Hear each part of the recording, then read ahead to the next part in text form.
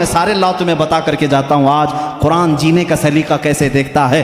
بچہ پیدا ہو تو نام رکھو وَإِنِّي أُعِيذُهَا بِكَ وَذُرِّيَّتَهَا مِنَ الشَّيْطَانِ سَمَّيْتُهَا مریم، حضرت حنا نے کہا میں اس کا نام مریم رکھی ہوں۔ یہاں سے پتہ چلتا ہے بچہ پیدا ہونے کے بعد سب سے پہلی ڈیوٹی ماں باپ کی نام رکھنے کی ہے۔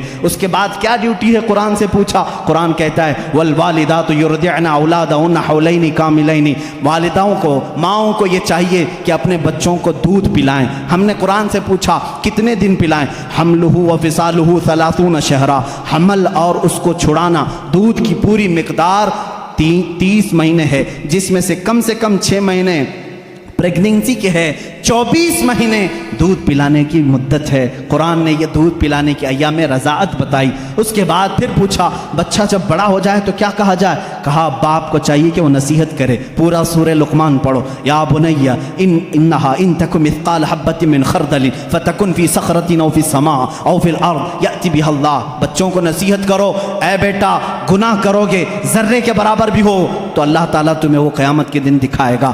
باپ یہ بچے کو سمجھائے اقیم الصلاۃ وامر بالمعروف وانہی عن المنکر واصبر علی ما اصابک۔ باپ اپنے بچے کو تربیت یہ کرے، قرآن سکھا رہا ہے، میں پوری زندگی بتا کر کے جاؤں گا، اے بیٹا نماز پڑھ، برائیوں سے رک، اچھائیوں کی بات کر، اور جو بھی مصیبت آئے اس پر صبر کر۔ اور باپ کیا سمجھائے بچے کو، ولا تصعر خدک للناس ولا تمشی فی الارض مرحا، جب بات کرے کسی کے ساتھ منہ ٹیڑھا کر کے بات مت کرنا، ادب بھی قرآن سکھا رہا ہے۔ اور پھر قرآن کہتا ہے باپ اپنے بچے کو یہ سمجھائے کبھی بھی زمین پر اکڑ کر کے مت چلنا، کبھی کسی کو بلند آواز سے بات مت کرنا، کبھی کسی کے ساتھ چھیمی گوئیاں اس طرح نہ کرنا کہ تیسرا شک میں مبتلا ہو جائے، یہ تربیت ہے۔ اتنا ہی نہیں، پھر بچے کو کیا سمجھایا قرآن نے، ماں باپ کے ساتھ کیا کرے۔ قرآن کہتا ہے ہم نے فیصلہ کر دیا قضا ربک الا تعبدوا الا ایاہ وبالوالدین احسانا اما یبلغن عندک الکبر احدهما او کلاهما فلا تقل لهما اف ولا تنهرهما۔ اے لوگو جب تمہارے ماں باپ میں سے کوئی ایک بوڑھا ہو جائے تو انہیں اف تک نہ کہنا، ان کے ساتھ نرم بات کرنا، انہیں جھڑکنا نہیں۔ ماں باپ کی تمیز قرآن دے رہا ہے۔ بچوں سے پوچھا گیا جب یہ بالغ ہو جائیں تو کیا کیا جائے، قرآن کہتا ہے وَإِذَا بَلَغَ الْأَطْفَالُ مِنْكُمُ الْحُلُمَ فَلْيَسْتَأْذِنُوا كَمَا اسْتَأْذَنَ الَّذِينَ مِنْ قَبْلِكُمْ۔ جب بچے بالغ ہو جائیں تو انہیں سکھاؤ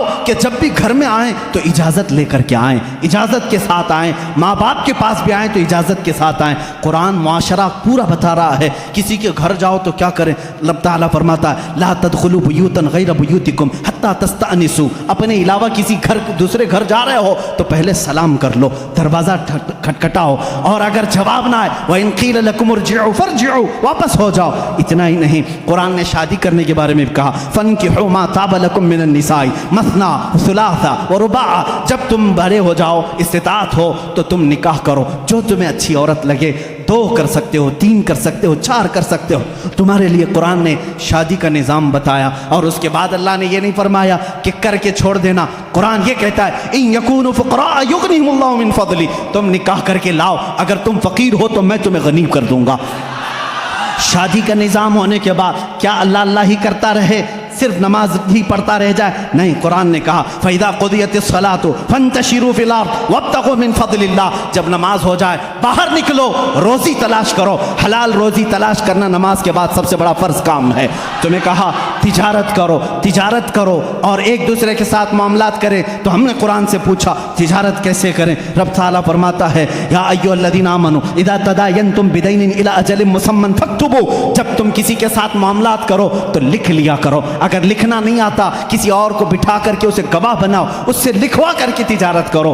اتنا ہی نہیں، قرض کے معاملات آئیں اس کے لیے قرآن کہہ رہا ہے تجارت کے معاملات میں قرآن نے کتنا نفع لے سکتے ہو، کتنا لے نہیں سکتے، یہ سب چیزیں بتا رہا ہے۔ اب آؤ وہ معاملات جو تمہارے زندگی میں آتے ہیں، برائیاں جیسے، قرآن تمہاری آنکھوں پر پابندی لگا کر کہہ رہا ہے قل للمؤمنین یغضوا من ابصارہم ویحفظوا فروجہم، اے محبوب آپ مومنوں سے کہہ دیں اپنی آنکھیں نیچی رکھیں، اپنی شرمگاہ کی حفاظت کریں۔ عورتوں کو رب تعالیٰ فرما رہا ہے اے عورتیں اپنی نگاہیں نیچی رکھیں، اپنے بدن کو کسی کے سامنے ظاہر نہ کریں۔ ہاں اگر تم بے پردہ ہو سکتی ہو الا لبعولتہن او آبائہن او اخوانہن او بنی اخواتہن او نسائہن، صرف تم اپنے شوہروں کے پاس، اپنے باپ کے پاس، اپنے بھائیوں کے پاس، اپنے بھتیجوں کے پاس، اپنے بھانجوں کے پاس، ان کے پاس تم بے پردہ آ سکتی ہو۔ عورتوں کو یہ معاشرتی سلوک بتا رہا ہے۔ ہم نے پوچھا قرآن سے شوہر اور بیوی کا آپس کا تعلق کیا ہونا چاہیے، कैसा होना चाहिए? कुरान कहता है हुन्ना लिबासुल लकुम व अंतुम लिबासुल लहुन, वो तुम्हारा लिबास है और तुम इनके लिबास हो। लिबास एक दूसरे के बदन को छुपाता है, मर्द औरतों के ऐबों को छुपाए, औरत अपने मर्दों के राजों को छुपाए, यही एक कामयाब जिंदगी की अलामत है। कुरान इतनी ही बात पर ख़त्म नहीं करता, बल्कि तुम्हें दुनिया में कितनी चीज़ लेना चाहिए, कितनी चीज़ छोड़ना चाहिए, वो भी कुरान कहता है। औलाद कहीं तुम्हें रब के साथ आने से फितना ना बन जाए, माल तुम्हारे लिए फितना ना बन जाए, इससे इतना ही लगाव रखना जैसे समंदर में कश्ती तैरती है, सलामती से निकलती है। ये दुनिया समंदर है, तुम कश्ती में हो। अगर समंदर कश्ती में आ गया, पानी अंदर आ गया तो क्या होगा? डूब जाएगी। इसी तरह तुम दुनिया में खा पी करके चलो, अगर दुनिया तुम्हारे अंदर आ गई डूब जाओगे।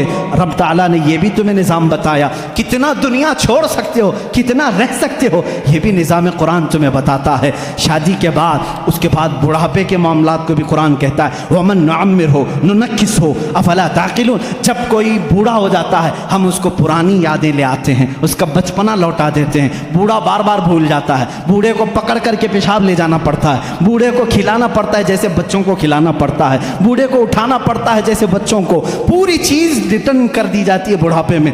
ये कुरान बचपन से लेकर के, पैदा होने से लेकर के मौत तक के हालात बता रहा है। इतना ही नहीं बल्कि तुम्हारी वफ़ात आ जाए उसका तज़किरा भी कुरान कहता है। मौत कैसे आती है? ऐसे कि अगर तुम देखो फरिश्तों को तो वो पेशानियों पर मारते हैं, पीठ पर मारते हैं, रूह को निकालते हैं, लेकिन अच्छे लोगों के साथ नहीं, कुफ़ार के साथ। और जब अच्छे लोगों की मौत आती है, मेरा मौला फरमाता है, मैं पुकार कर कहता हूँ या अय्यतुहन नफ्सुल मुतमइन्ना इरजिई इला रब्बिकी रादियतम मर्दिया फदखुली फी इबादी वदखुली जन्नती।